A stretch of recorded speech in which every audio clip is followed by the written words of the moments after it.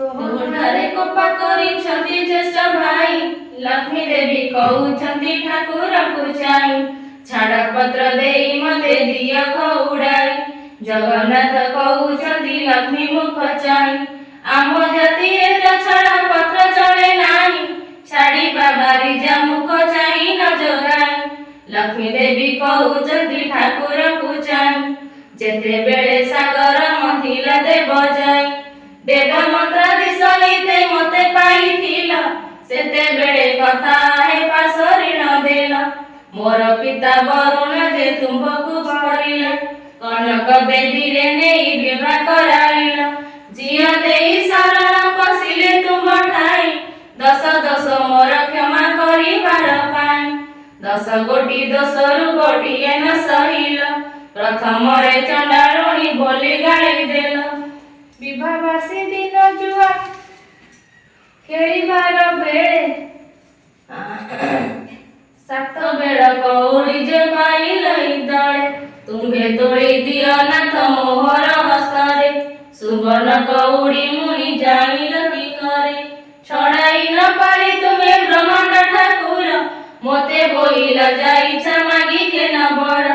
ଯାହା ମନ ବାଞ୍ଛାକୁ କରିବୁ ବହି ଦେଇ, ତାହା ମୁଁ ଅବଶ୍ୟ ଦେବି ଶୁଣ ପ୍ରାଣ ସହି।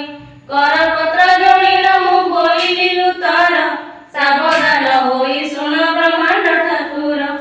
8 ଦିନେ ପଡ଼ିବ ମୋହର ଗୁରୁବାର, ପଡ଼ିଚର ଯିବି ମୁହିଁ ସଭିଙ୍କର ଘର। ପଡ଼ିଚର ଯିବି କୃଷ୍ଣ ବ୍ରହ୍ମ କରିଛନ୍ତି, ଏହି ଦୋଷ ମୋର ପ୍ରଭୁ ନ ଧରିବ ଚିତେ। ହେଉ ବୋଲି ଶ୍ରୀମୁଖରୁ ଆଜ୍ଞା ଅଛ ଦେଇ, ଏବେ କିମ୍ବା ସତ୍ୟଭଗ୍ନ ହେଉଛ ଗୋସାଇ। ଜଗନ୍ନାଥ କହୁଛନ୍ତି କୋପ ଭର ହୋଇ, ବାପ ତ ଲୁଣିଆ ଯେ କରଜି ମରୁଥାଇ।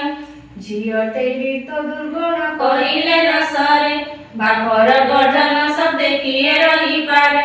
ଚାରି ପାଖେ ମେଘନାଦ ପାଚେରୀ ତୋଳାଇ, ବଡ଼ ଦେଉଳରେ ରହିଅଛୁ ଦୁଇ ଭାଇ। ମହାଲକ୍ଷ୍ମୀ ବୋଲୁଛନ୍ତି ଠାକୁରଙ୍କୁ ଚାହିଁ, ଅଛବର ଘରେ ଦଣ୍ଡେ ଥିଲେ ଉଭା ହୋଇ।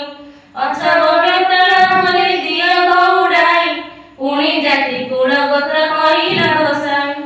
ପ୍ରଭୁ ହେତୁ ସବୁ ଯାଉଅଛି ଗୋପ୍ୟ ହୋଇ, ତୁମ ଜାତି କୁଳର ତ ଠିକଣା ନଥାଏ। ତୁମ ଜାତି କୁଳ ଯେ କହିଲେ ନ ସରାଇ, ଗଉଡ଼ ଘରେ ରହିଲ ଦୁଇ ଗୋଟି ଭାଇ। ନିର୍ମାଣ ମେସି ଫୁଟି ସେ ଜାତିରେ ଗୋଲକ, ତାହା ଘରେ ଜଗନ୍ନାଥ କଲ ଅନଭକ୍ଷ। ଦୂତ ପଳେଇ ଯାଇଥିଲ ହସ୍ତିନା ଭୁବନ, ବିଦୁର ଘରେ ଯେ ପୁଣି କରିଲ ଭୋଜନ। ଯାରା ନାମେ ଶବର ଯେ ଅରଣ୍ୟରେ ଘର, ସେ ତୁମ୍ଭକୁ ପୂଜିଲେ ବରଷ 10 ବାର। ଅରଣ୍ୟରୁ ଫଳମୂଳ ଖୋଜିଲ ଆଣି, ବସିଣ ପ୍ରଥମେ ଫଳମୂଳ ସେ ଚାଖଇ। ପିତା କଷା ସବୁ ପ୍ରଭୁ ଆଡ଼ କରିଦେଇ, ଯେ ଫଳ ସୁଆଦ ତାହା ତୁମ୍ଭକୁ ବୁଝାଏ। ଶବର ବିଟାଳ ତୁମ୍ଭେ ବେନି ଗୋଟି ଭାଇ, ଏ କଥାଟି ତୁମ୍ଭ ମନୁ ଗଲା